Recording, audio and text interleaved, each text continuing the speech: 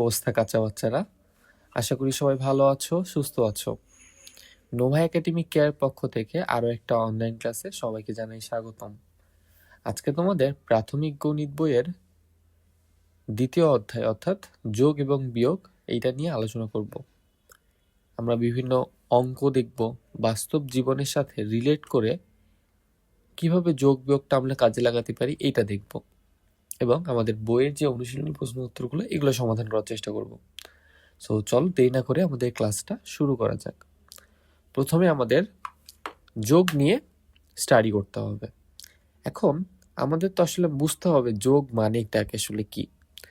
যোগ মানে কিন্তু একত্রিত করা, বাড়ানো বা কোনো কিছুর সাথে যুক্ত করা। এখন দেখো, তুমি যদি একটা জিনিসের সাথে একটা জিনিস যুক্ত করো তখনই কিন্তু বাড়বে, তাই না? অন্যদিকে বিয়োগ প্রক্রিয়ার মানে কি তাহলে কি হবে? বাদ দেওয়া বা কমিয়ে ফেলা অথবা ভেঙে ফেলা, তাই না? হ্যাঁ, এখন ধরো আমাদের যোগ আমাদের জীবনে কিভাবে কাজে লাগে চলো দেখি এটা। ধরো তোমার বাবা, ধরো একটা মাটির ব্যাংক ছিল। সো মাটির ব্যাংকে তুমি এ পর্যন্ত 300 টাকা জমা করছো। এখন তোমার বাবা তোমাকে আরো 100 টাকা দিল, সেই টাকাটা তুমি তোমার ব্যাংকে রাখলে। এখন তোমার বাবা যদি জিজ্ঞাসা করে তোমার ব্যাংকে কত টাকা এখন আছে, তাহলে কিন্তু তুমি বলবে 400 টাকা। এখন এই যে 400 টাকা বললে, এটা কিভাবে বের করলে? আমরা কিন্তু 300-র সাথে 100 যোগ করেছি, তারপরে কিন্তু আমরা 400 বলেছি। সো এরকম দেখো, আরেকটা আমরা বাস্তব সমস্যা দেখি। ধরো তুমি একটা মেলায় গিয়েছো, মেলায় একটা লাটিম কিনলা, একটা গাড়ি কিনলা, খেলনা গাড়ি। সো তোমার মোটামুটি বিল আসলো 450 টাকা। তাহলে দোকানদারকে কত টাকা দিতে হবে? এই যে তুমি দুইটা খেলনা বা দুইটা জিনিসের দাম যোগ করলা, এটা কিন্তু যোগের মাধ্যমে আমরা করলাম। এবং আমরা ওইভাবে বিয়োগের মাধ্যমে চিন্তা করলাম যে আমার যেহেতু 450 টাকা হয়েছে, তাহলে আমাকে 500 টাকা দিতে হবে। এখন দোকানদার আমাকে তাহলে কত টাকা ফেরত দিবে? 50 টাকা, যেটা আমরা বিয়োগের মাধ্যমে করলাম। আশা করি যোগ বিয়োগ আমাদের বাস্তব জীবনে কিভাবে কাজে লাগবে এটা তোমরা বুঝতে পেরেছো। সো প্রথমে আজকের পাঠের আমরা শিখনফলগুলো জেনে নিব। ছোট্ট একটা ক্লাস হবে, সো মন দিয়ে একটু দেখার চেষ্টা করবে।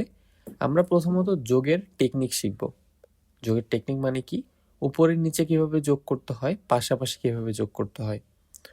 উপরের নিচে যোগ ম্যাক্সিমাম স্টুডেন্ট পারে বা তোমরা একটু পারো, কিন্তু পাশাপাশি যোগটা আমাদের প্র্যাকটিস করা হয় না, যার কারণে আমরা পাশাপাশি যোগটা একটু বেশি গুরুত্ব দিব।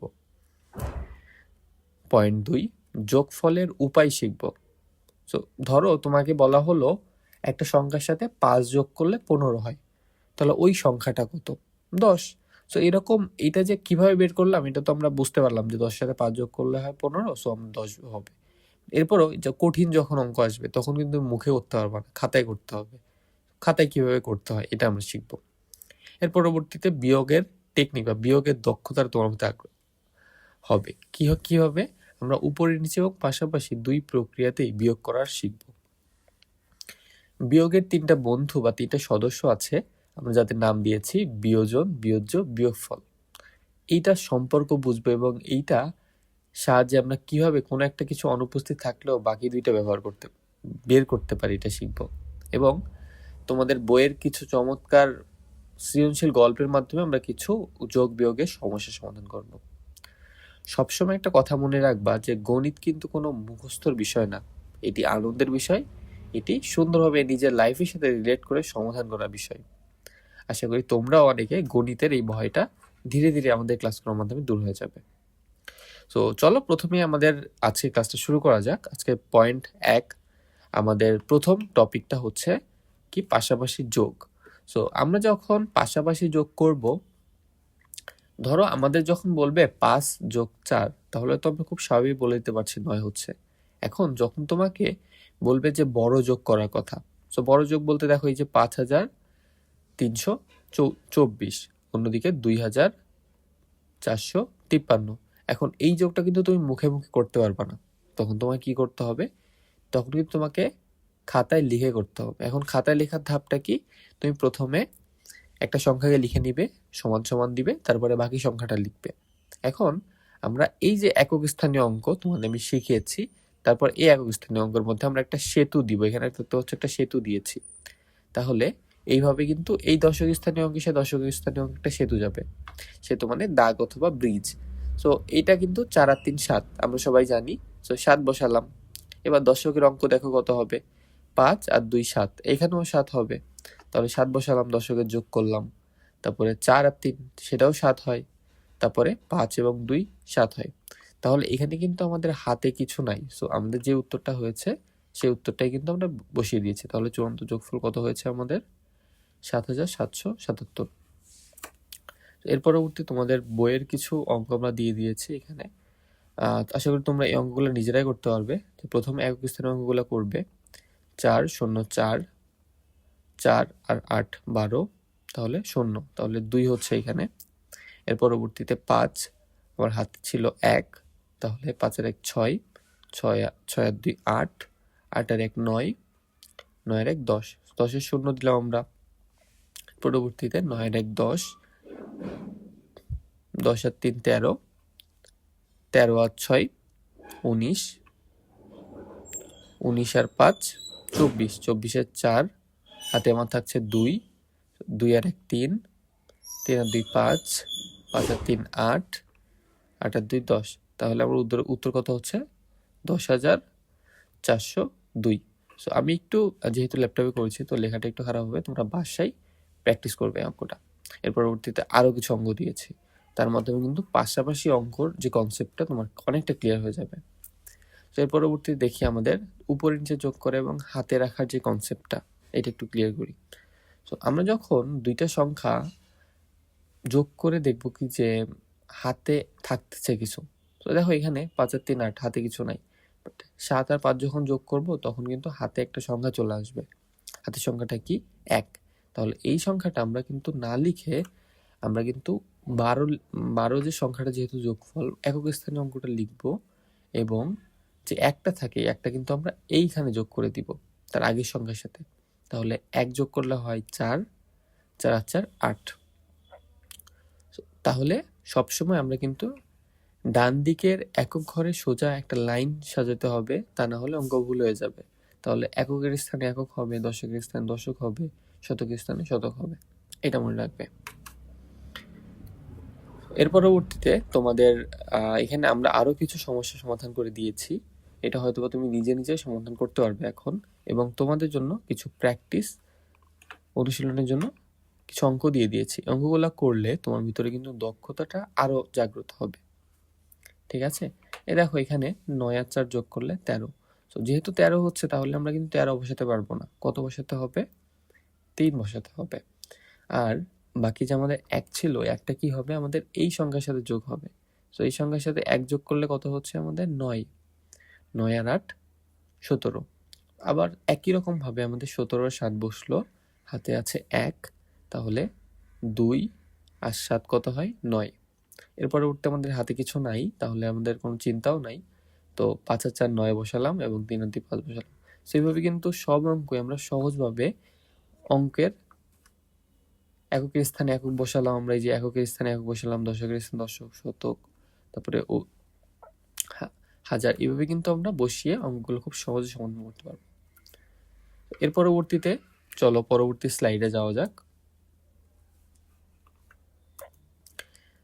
যোগফল বানানোর কিছু আমাদের টেকনিক শিখতে হবে। যে ধরো তোমাকে বললাম যে ভাইয়া বলো তো 8 কি যোগ করলে 8 হয়। তুমি কি বললা? ভাইয়া 4 আর 4 যোগ করলে 8 হয়। এর পরবর্তী বললাম যে ভাই আর কি হয়? তো তুমি বললে যে 5 আর 3 যোগ করলে 8 হয়, 6 আর 2 যোগ করলে 8 হয়। এরকম অনেক পেয়ার হবে যে দুইটা বেলুনের যোগফল। ধরো একটা বেলুনে লেখা আছে 4, একটা বেলুনে লেখা আছে 4, তো যোগ করলে কত হচ্ছে? 4। এরকম কিন্তু অনেক রকম উপায় বের করা যায়। তো এরকম 9 বানানোর নিয়ম, 5 বানানোর নিয়ম, 12 বানানোর নিয়ম, এগুলো কিন্তু ধীরে ধীরে তোমাকে শিখতে হবে। তাহলে অঙ্ক যখন আসবে তুমি সহজে মুখে মুখে এগুলো কমপ্লিট করে নিতে পারবা। এটা কিন্তু তোমাদের অঙ্কের বেসিকটা অনেক স্ট্রং করবে। তো এর পরবর্তীতে আমি তোমাকে যেটা বলেছিলাম যে আমাদের কিন্তু খালি ঘরে কি অঙ্কটা হবে, যে 15-র সাথে কত যোগ করলে আমাদের 35 হবে, এটা বুঝতে হবে। তো আমরা কিন্তু বুঝতে পারছি 15-র সাথে 20 যোগ করলে 35 হয়। এখন এই যে সংখ্যাটা বের করলাম, এটা কিভাবে বের করলাম? তো দেখো, আমরা কিন্তু যখন এই খালি ঘর বা যখন এইখানে খালি ঘর থাকবে, তাহলে আমরা কি করব? খালি ঘর সংখ্যাটা সমান সমান এই পাশে রাখবো, বাকি সংখ্যাটা ওই পাশে পাঠিয়ে দিব। এখন আমরা যখন একটা সংখ্যাকে বাম পাশ থেকে ডান পাশে পাঠাবো, তখন কিন্তু তার চিহ্নটাও পরিবর্তন হয়ে যাবে। দেখো, কোনো সংখ্যার আগে যদি কিছু চিহ্ন না থাকে, তাহলে আমরা এটা প্লাস ধরে নেই। আমরা যখন, যেহেতু আমরা খালি ঘর বের করব, তাহলে আমাদের 15 সংখ্যাটাকে ওই সাইডে পাঠিয়ে দিতে হবে। তাহলে যখন আমরা এই সাইডে পাঠাবো, তখন 35 মাইনাস 15 হবে। 35 মাইনাস 15 করলে কত হয়? 20 হয়। তো এইভাবে কিন্তু তোমরাও নিজেরা বিভিন্ন খালি ঘর দিয়ে তোমরা কিন্তু নিজেরা বিভিন্ন অঙ্ক প্র্যাকটিস করতে পারো। এর পরবর্তীতে দেখো, ধাঁধা ধুয়ে একটা তোমাদের সমস্যা আছে, খুব সহজ সমস্যা। তো 4 আর 3 যোগ করলে কত হয়? 7। তো 5 আর 7 হবে এইখানে, সেখানে কত হবে? তোমরা সবাই বুঝতে পারছো যে এইখানে কি হবে আমাদের? এখানে 2 হবে, তাহলে 5 আর 2 যোগ করলে হবে 7। সেরকম কিন্তু খুব সহজ সমাধান, তোমরা নিজেরা চেষ্টা করলেই পারবে। সব থেকে বড় কথা, গণিতের তোমাদের কিন্তু নিজেকে অঙ্ক প্র্যাকটিস করতে হবে। যেগুলো না পারবা সেগুলো তো ভাইয়া আছেই কমপ্লিট করে দেওয়ার জন্য। তো এর পরবর্তীতে চলো আমাদের পরবর্তী স্লাইডে যাওয়া যাক। এর পরবর্তীতে আমাদের যোগের জোড়া এটা শিখব। তো এই যে আমি তোমাকে বলেছিলাম যে 20 হয় কিভাবে, 20 কিভাবে হয়? ধরো 15-র সাথে 5 যোগ করলে 20 হচ্ছে, 17-র সাথে 3 যোগ করলে 20 হচ্ছে, 12-র সাথে 8 যোগ করলে 20 হচ্ছে। সো এরকম কিন্তু অনেক পেয়ার হবে যেটা বের করতে পারবো। তো এরকম কিছু অঙ্ক তোমাদের জন্য আমরা রেখে দিয়েছি। অঙ্কগুলো কেমন? এই যে দেখো, 2 1 4, 2 1 একটা খালি ঘর, এখানে 1 দেওয়া আছে। তো ডেফিনেটলি 2 আর 4 যোগ করলে আমাদের একটা সংখ্যা হবে, তারপরে আরেকটা সংখ্যা যোগ করতে হবে, তাহলে আমাদের 1 আসবে দশকের একক স্থানীয় ঘরে। তো ধরো এখানে 6 হলো, আর এখানে আমরা 5 দিলাম। তো যখন আমরা এখানে 5 দিব, তাহলে কি হচ্ছে? 5। তাহলে 5 আর 6 11-র 1, তাহলে হাতে কি থাকছে আমাদের? হাতে কিন্তু আমাদের 1 থাকছে। তাহলে 9, 9 আর 8 17, 17 আর 5 22। তো 22-এ 2 দিলাম আমরা। হাতে আমার কত ছিল? 2। তাহলে 4 4 আর 4 8, আর 12। সো 12-র আমরা 2 বসালাম, এবং পরবর্তীতে আমাদের হাতে কত আছে? 1। তাহলে 7 আর 1 8, 8 9 10 11 12 13 14 15। 15 হচ্ছে, তাহলে 15 আর 5, এখানে 5 দিলে 20 হবে, 20 হলো। তাহলে হাতে আমার কত আছে? 2। সো 2 5 আর 2 7। তাহলে কিন্তু আমরা খুব সহজেই এই অঙ্কটা সমাধান করে ফেলতে পারছি। এরকম তোমরাও কিন্তু নিজেরা এই অঙ্কগুলা সমাধান করবে এবং নিজেরা বোঝার চেষ্টা করবা যে কোথায় কোন অঙ্কটা হচ্ছে। আশা করি বোঝাতে পেরেছি তোমাকে। তো এর পরবর্তীতে চলো আমাদের পরবর্তী স্লাইডে চলে যাওয়া যাক।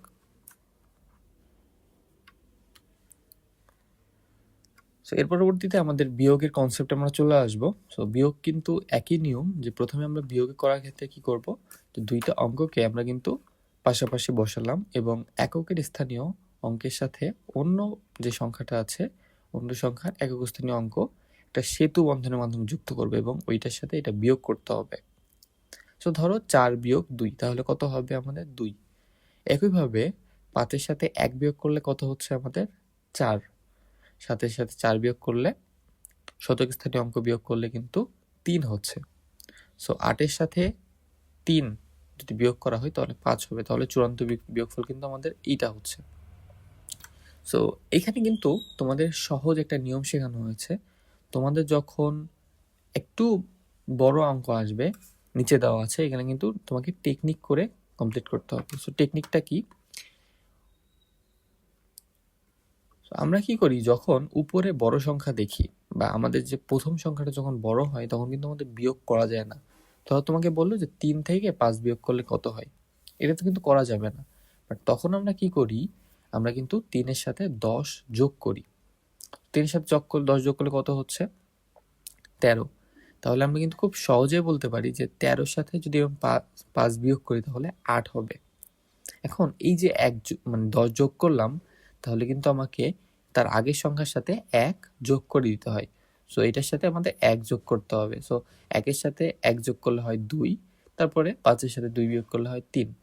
তাহলে আমাদের কিন্তু যখন উপরের অঙ্ক ছোট হয় তখন বাম ঘরের বন্ধুর কাছ থেকে 1 ধার নিতে হবে, যাকে এককের ঘরে কত হবে? 10 হয়ে যাবে।